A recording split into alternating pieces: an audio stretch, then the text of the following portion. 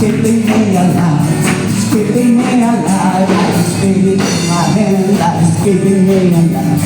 Jesus is keeping me alive. Like the spirit in my soul, God is keeping me alive. It's keeping me alive. It's keeping me alive. Like the spirit in my head, God is keeping me alive. Jesus is keeping me alive. I can feel in my hands, God is keeping me alive.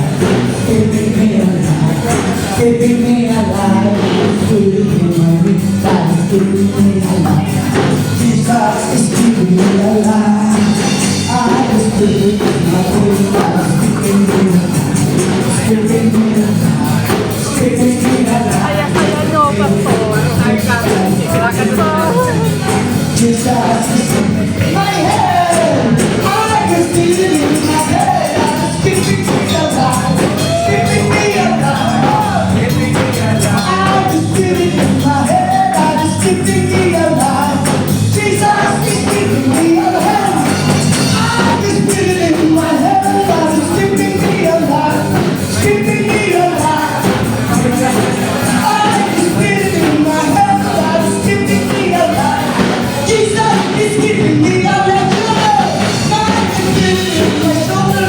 It's keeping me alive. Keeping me alive. Keeping me alive. Keeping me alive. Jesus is keeping me alive. I can feel it in my heat. It's keeping me alive. Keeping me alive. I can feel it in my heat. It's keeping me alive. Jesus is keeping me alive. I can feel it in my knees, God, keeping me alive, keeping me alive, keeping me alive. I can feel it in my knees, God, keeping me alive. Jesus is keeping me alive. Hey!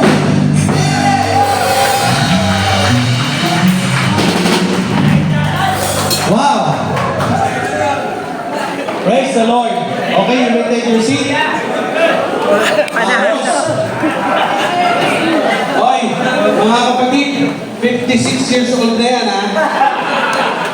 Pero kita mo naman, napaka-flexing. O, diba? Okay, mga kapastorali, ulitin ko, ang layunin natin po dito is para hindi mag-create ng awareness. Kasi alam na natin to, no?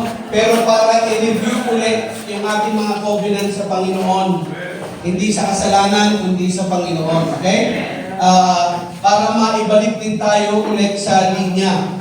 Siguro, dito sa kalagitnaan natin, hindi man natin aminin ng lantaran, merong mga iilan siguro na panay pa rin ng